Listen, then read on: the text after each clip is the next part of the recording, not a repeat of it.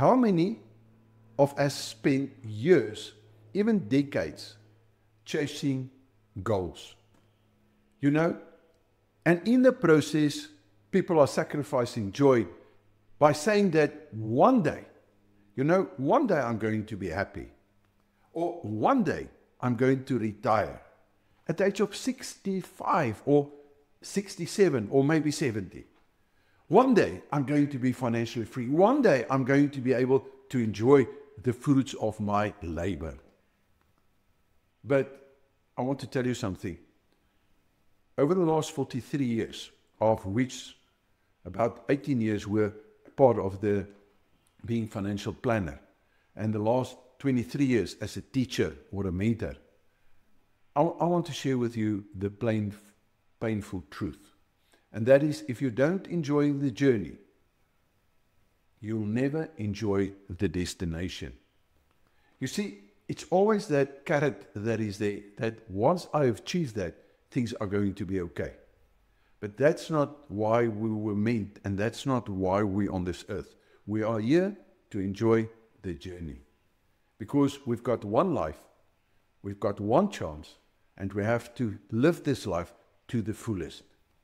Now, I'm saying this, and I want you to understand that it's not just a motivational idea. It's about paradigms. Now, a paradigm is a lens that you use to see yourself and your environment and the world. Because your behavior will always follow your identity. And your identity is shaped by the paradigm in which you live. So your environment makes up the way that you think, feel, and do. That gives you your attitude. Your attitude determines how you're going to act. In other words, that is your behavior.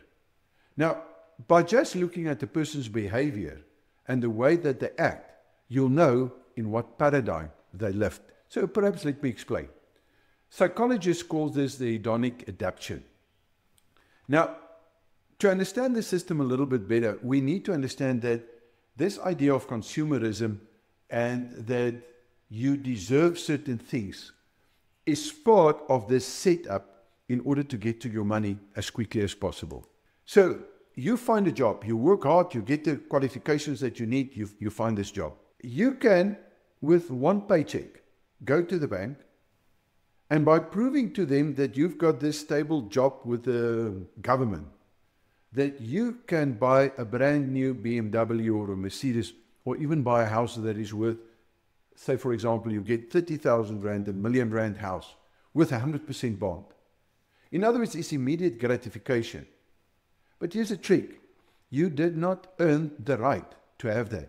But the system does not want you to know this. They want you to buy that stuff in order for them to extract all that money and all that energy from you without you knowing, thinking that you've got this nice new, brand new car or house.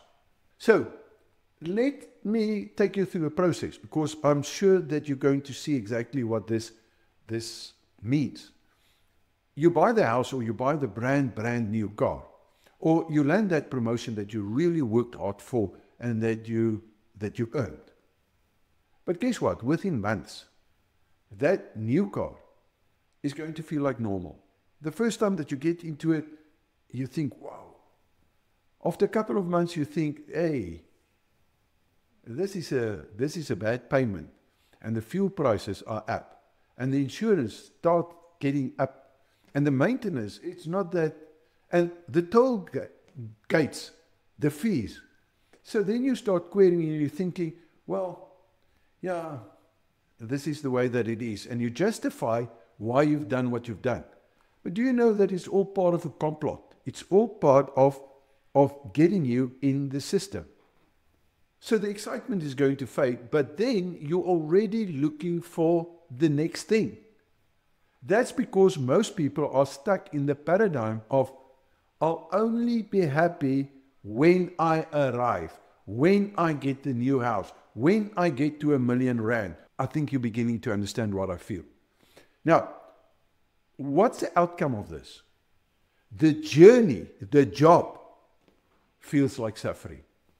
And the destination feels empty. Because each and every time that you get the destination, the new car, the new house, so what? Let me ask you a question. Have you ever felt like that before? I know that when I started my career and my journey, that's exactly what I felt like. And I believe that you have to work harder, that you have to sacrifice more. And even by doing that, you do not feel like you've arrived. It's always something else, another degree, another bigger house. So perhaps let me tell you about a paradigm shift that happened in 1987 for me that changed my whole life.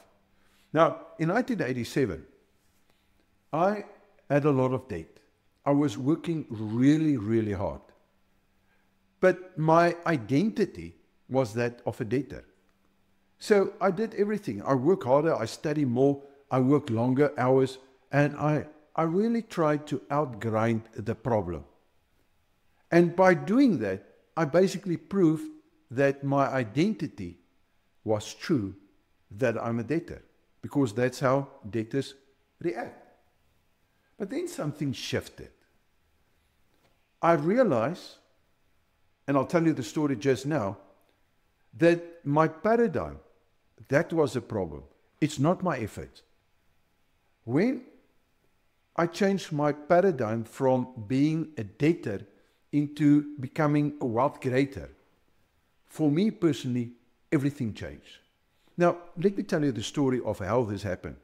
You see, I was a financial planner at that point in time, and I had a couple of people that were really rich, and I've helped them in terms of their planning, but when it came to anything to do with investments, they would shy away. They would look at contingency planning, they would look at their wills and their estate planning and risk management and income protectors and that stuff. But the moment that we start talking in terms of one day, they would say to me, what I've got and what I'm doing is far better than what you can give me. And so I started querying this. And I looked at my own life and I saw that all my investments, I was actually in a negative compared to the amount of money that it cost me in order, if I look at my assets versus liabilities. And that's when I realized, but I need to change something. So I looked at the basis that these rich people, and that was property. That's their basis. And a lot of them, of course, had businesses as well. But I looked at the property and I could not understand property because my lens was that property is a long-term investments and that you don't need to know anything except to perhaps tell a person to buy a REIT, a property real estate investment trust, which is a unit trust. Right. So from that perspective, I did not look into property. But now I was focused and I started developing the Property Pro investment system. And in that system, very slowly my paradigm shift, because I could see that even though the market values stay the same, I could lower the risk. Now, one of the fundamentals belief that I had was the higher the risk, the higher the growth. And all the financial products in the world is structured on this concept, the higher the risk, the higher the growth, right? Once I looked at this, I saw that I could lower my risk. Now, what is risk? Warren Buffett identifies this beautifully by saying that risk is when you do not understand or when you do not know what you're doing. So when I work for my money and I'm giving it to someone else, I don't know what I'm doing. I don't know even what they are going to do. And as a financial planner, I've learned how to sell these concepts. But I place my own money with these companies, only to realize, but whoa, Hannes, you are breaking a fundamental rule because of your lens, because of your paradigm. The paradigm is someone else is going to make me rich. I have to listen to someone else. And by changing that and say, okay, I'm going to take the responsibility to learn the risk attached to a property and then to learn to the skills to offset that risk or mitigate the risk or manage the risk so that in the worst event, I can still get a good outcome or a better outcome than what I can get with any other financial product. Because of that, my life changed because at a certain point I discovered that I can buy properties for free, completely for free. Now, let me tell you a story. When I discovered this, my first reaction was to go and show my wife because I found a property that I wanted to buy that was a free property. Now, Tanya, my wife, she's a really, really open-minded person. And her first reaction was impossible. The same reaction that all my colleagues and friends had when I told them, I'm going to buy, and I found a free property. I bought that property. 7 months about down the line, Tanya, because she handled with a normal spreadsheet, she handled the incomes and the outcomes and flow. She came to me and she said to me, Hannes, I've got a small problem because we kept a separate account for that property at that stage because it was in those days a CC, a BK. Right. And she said to me, there's something we've budgeted from our pocket, out of our money. She thought that there's going to get money into it. But there's not a cent that has come from us or from the CC. And yet there's quite a lot of money lying in that account. And then I explained to her, Tanya, remember what I told you, that it's a free property, that this property is going to pay for itself. And then this property is going to become our pension fund one day. And it's not going to cost us a cent. Now, Tanya said to me, it's impossible because if you say that you're going to buy something, you can't buy something and it's not costing you money. But isn't this exactly the same paradigm that most of, at least you, the listeners, are in right now? Because in your mind, it is simply not possible. If I say that I can take R1 and turn it into millions, who's going to believe me unless you've got a different paradigm? But in the paradigm that you're in the financial systems paradigm, where they connive to keep you there, it is not possible. And this is what I try to bring to you. So not only did I discover during that time, because of the Property Pro investment system, that you can buy properties for free, but I also discovered that you can actually start businesses for free with no money, not a cent, and with no security.